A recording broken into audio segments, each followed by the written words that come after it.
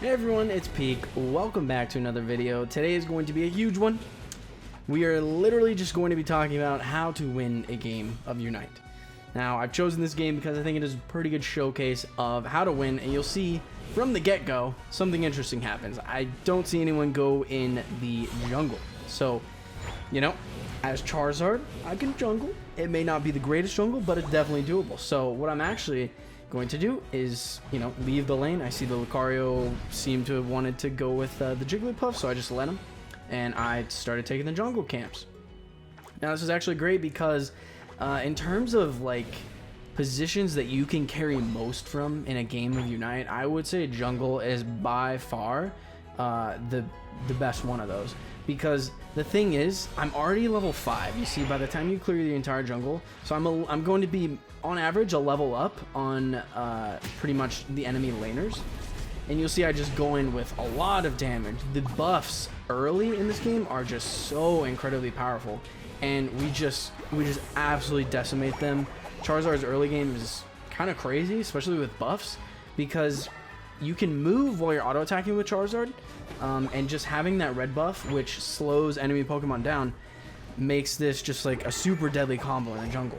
And you'll see I'm getting early points off, so they're out of my Unite ball and into the enemy's goal, because I don't want to be carrying around an excess of points. That is a quick way to get kind of overwhelmed and not be able to score. And you'll see like this combo of Lucario plus Charmeleon, and now there's Wigglytuff, so she has Sing, is just crazy. We take, you know, with not even within the first 2 minutes, we take the enemy's tier 1 bottom goal, which is just, it's crazy. So obviously we're off to a really good start. Now, the important thing is, this will probably happen in a lot of your games. You'll get some nice early game situations. You'll get some really good kills. Now, what am I going to do? I see that the enemy jungler, the person going mid, you see this, what is it, Fletchling? Not actually sure, sorry. You know, he hasn't taken his buff. So what I'm going to do to capitalize on this big lead I have is, you know, try and contest some of his camps. Now you see I am in a bit of a sticky situation, but thankfully my Frogadier with his smoke screen bails me out. So what I'm gonna do, and this is a super good thing for you guys to know, is I'm just gonna recall. You can back. I don't know if you knew this, but you can recall in this game, and it's super quick. If you've played other MOBAs like League of Legends, Arena of Valor, stuff like that, the recall animation, it does take quite a long time, so you know, you have to weigh the pros and cons. But in this game, it's so quick and your health regenerates instantly. It's like, it's almost a no-brainer a lot of the time, because it's just so worth it. You see, here's another example of my huge level advantage. That's just, you know, this poor Elderos, it's level 5. And you know, I messed up there, but thankfully I had Flash. I was able to get over there with the springboard, so not a big deal. But you know, and we're able to contest his objective. Another thing to just keep the ball rolling, you want to be looking on the map. If you're wanting to win a game of Unite, you want to be constantly looking on the map and not asking like, oh, who can we kill now? This game isn't about chasing kills. It's about getting objectives, getting XP, and being a higher level than the enemy Pokemon. It's literally, you know, it's a nice little quadra kill here. It's literally like the actual Pokemon games. How do you beat a hard gym leader? How do you beat Cynthia in Diamond and Pearl? You level up your Pokemon like crazy, so you have the advantage. So you have the strength needed to, you know, win the Pokemon battle. In this case, it's a 5v5 battle. So, you know, but you can carry these games of Unite. Sometimes, you know, it might not feel like it, and, you know, sometimes games are just really difficult, and, you know, it will be super hard to win. But honestly, guys, if you follow this, you know, kind of structure of looking constantly on the map, you see I kind of overextended here, so this was bad. If you're constantly aware of what's happening on the map and kind of what can be taken at any given point, you'll see my camps are up right now. So obviously the first thing I want to do when I get back, unless my teammates need me, is kind of clear the jungle. But you'll see Lucario's kind of taking those, which is honestly I'm fine with, because Lucario is a super potent Pokemon when they have buffs. So I'm just going to go help in this bottom lane, because I see that a lot has been going on. You know, they're going to take that tier 1 goal, unfortunately. Pikachu just has enough points to, with the 40 to the goal cap of 39. But that's okay. So we're just going to keep taking the objectives, keep taking the wild Pokemon on the map. because we want to maintain our level advantage. At this point, you'll see I'm level 12. Look, you see this guy's not even Charizard yet. I mean, I feel bad for them. And this Eldegoss, I think, is what, level 8? Okay, 9. But I just have a huge advantage on the enemy team right now. So right now, it is useful for me to be looking for fights, be looking for engagements that I can kind of just wipe people out and get a pick off. But the second this Dreadnought spawns, you'll see, you know, I give up chasing the Eldegoss. Now, what would have happened had I kept chasing the Eldegoss? Her team, literally seeing me on the map, chasing the Eldegoss all the way down that lane, would obviously have come and, you know, they would have blown me up, like 3v1, 4v1, something like that. So it's just, it's useful to think about those things and think, like, is what I'm doing right now actually helping me win the game of Unite? Which, you know, the game is won by scoring points. Doesn't matter how many kills you get. Doesn't matter the fact that, you know, I'm level 13 and I'm just about to wipe out these 3 super quick because my damage is ridiculous because of all the early goals I got. It doesn't matter.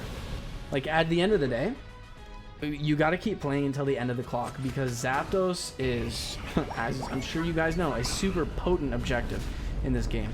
I'm going to die here, unfortunately. I wasn't able to kind of kite out of these abilities. I did just get auto-attacked by Talonflame.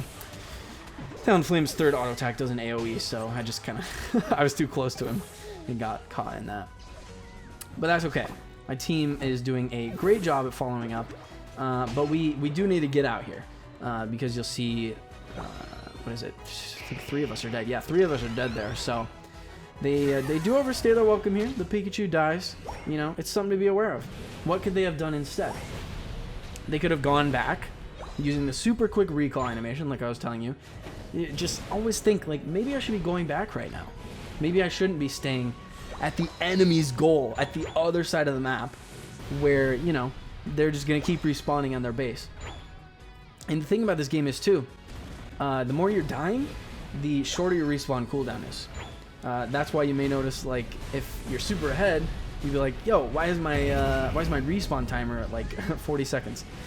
Perfect example here, by the way, of a defensive Unite move. I kite away until my team gets there, and now I can kind of capitalize back off on it. Obviously, I wasn't able to get much off it, but was able to get the Charizard and help out in damage in the fight. My teammates will now clean this up, and that'll be great.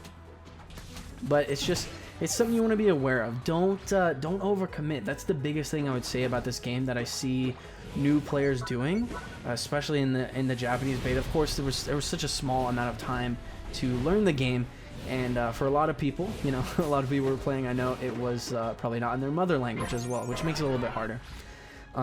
Super important thing that just happened there that I'd like to address before Zapdos happens is that we got Dreadnought just like seconds before Zapdos happened, because all the Dreadnought / Rotom objectives, they all despawn at 2 minutes. So right at 2 minutes, we got that objective, which is huge because, as you may or may not know, Dreadnought gives your entire team bonus XP and shields. Now, shields are so potent in this game. That's why Eldegoss is, you know, in my opinion, subject to change, of course, but in my opinion, an incredibly top-tier pick, because it's one of the only Pokemon in the game that can provide just absolute shield coverage. I completely whiffed the Fire Blast there. Totally my bad. Definitely gotta aim better. But shields, you guys, super duper important. Without getting that Dreadnought there, I mean, look at my health. I probably would have died during this fight because, ooh, yeah, this is a yikes. This is the perfect time for me to go back, by the way, because, like, whether or not we get Charizard anymore doesn't matter. Thankfully, our Greninja was able to, you know, snipe it with Water Shuriken, best skill in the game. It didn't matter at that point. The most important thing was that I didn't die, because the rest of my team, unfortunately, had already died. So we had a pretty high chance of actually throwing this game. You'll see we're kind of throwing bottom lane because Talonflame gets 100 in the bot, but that's okay because we were able to hold off their push. And you see, again, I'm in a back because what do I know is happening? I know that they're down here. I know that the Talonflame and Charizard were still, they just killed the bottom tier goal, and I know I need to defend. I don't need to walk to the other side of the map because we're totally already winning. Even with those last minute goals that Talonflame got, we're still like in a pretty good spot. So it's super important there, you guys, that you know, the best defense is, or sorry, the best offense is good defense. You see, this game was super close. We almost lost it because of these few mistakes towards the end. So even a game like that where you're super far ahead, you can easily throw. There's always a risk, so just be careful of that and keep these things in mind. I'd say number one takeaway from this video is that just always be looking for objectives on the map. You see how far ahead we were, but how much they came back. So always important to try and maintain your lead and just, you know, play smart. Anyway, you guys, if you enjoyed this video, leave a like down below, leave a comment, let me know what you guys want to see next from the channel, and drop a subscription. Be greatly appreciated. Until next time, we'll see you later.